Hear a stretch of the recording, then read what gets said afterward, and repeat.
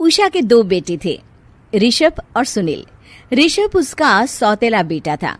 उषा हमेशा ही अपने सगे बेटे सुनील को ज्यादा प्यार करती थी।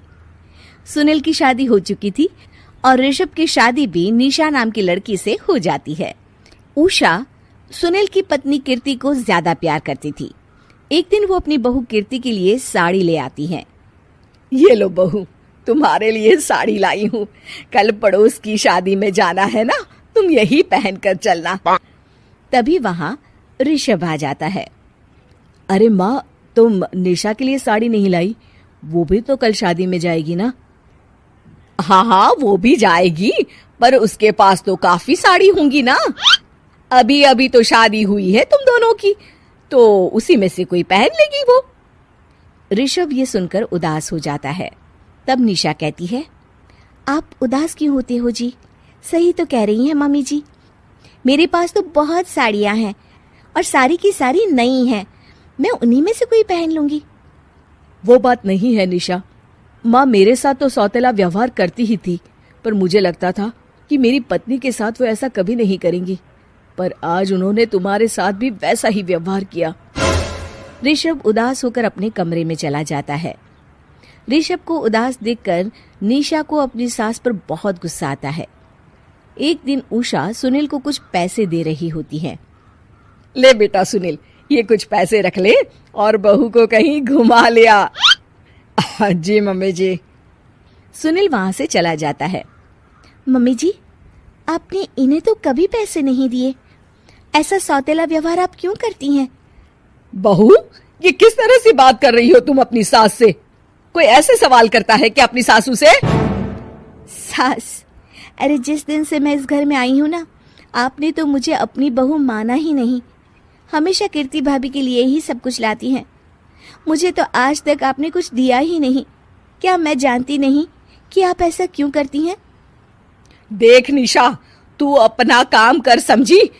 मेरे से बहस करने की कोई जरूरत नहीं है। तभी वहां ऋषभ आ जाता है। निशा, माँ से ऐसे बात नहीं करते। तुम जाओ अपने कमरे में। हाँ, जा रही हूँ। मुझे भी इनसे बात करने का कोई शौक नहीं है। निशा अपने कमरे में चली जाती है और ऋषभ भी वहां आ जाता है। निशा, तुमने माँ से क्यों झगड़ा किया? क्योंकि आप तो कुछ कहते ही नहीं, बस चुपचाप सहते रहते हैं। किसी को तो आवाज उठानी होगी ना। कोई बात नहीं निशा, तुम गुस्सा मत करो, शांत हो जाओ। निशा रसोई में खाना बना रही होती है। तभी वहां कीर्ति आ जाती है। निशा, तुम मार्केट से ये सामान ले आओ। मैं क्यों जाऊं?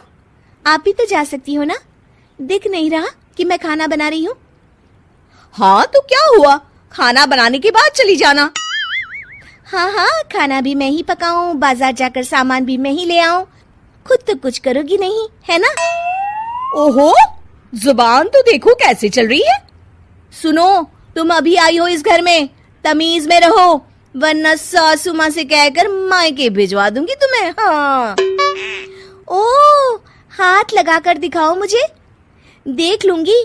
बहुत मनमानी हो गई तुम दोनों की, समझी? निशा लिस्ट कीर्ति के ऊपर फेंक देती है।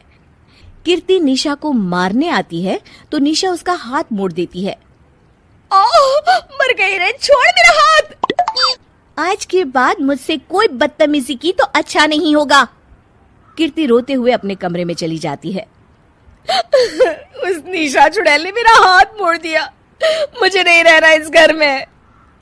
अरे कैसी बेकार की बातें कर रही हो। अरे निकालना ही है तो ऋषभ और निशा को निकालेंगे। नहीं, मुझे अलग घर चाहिए। कान खोलकर सुन लीजिए, हम दोनों इस घर से जल्द जाएंगे। आप नए घर का इंतजाम कीजिए बस। मैं इन दोनों के साथ ज्यादा नहीं रह सकती। हाँ, वैसे मैं भी कुछ दिनों से सोच रहा था। अच्छा हुआ तुमने कह दिया, मैं माँ को भी बता देता हूँ। माँ, वो क्या करेंगी तुम्हारे साथ जाकर? मैं चाहती हूँ कि तुम और मैं, बस हम दोनों ही कहीं शिफ्ट हो जाएं, इस सब झमेले से दूर। अरे पर माँ को यहाँ छोड़कर इस तरह से जाना ठीक नहीं रहेगा कीर्ति। वैसे वो तुम्हें कितना प्यार भी तो करती हैं। नाम का ख्याल रखती है, क्योंकि तुम सगे बेटे हो ना, इसलिए। तुम अगर सौतेले होते तो मेरे साथ भी ऐसे ही सलूक करती जैसे अभी तुम्हारे सौतेले भाई और उसकी पत्नी से करती है। अरे पर फिर भी फिर भी कुछ भी नहीं। देखो, या तो हम दोनों इस घर से कहीं दूर जाएंगे या फिर मैं अपने मायके चली जाऊंगी। हाँ, बता देती हूँ। अच्छा बाबा, अच्छा ठीक है। सुनील अपनी माँ से बात करने आता है।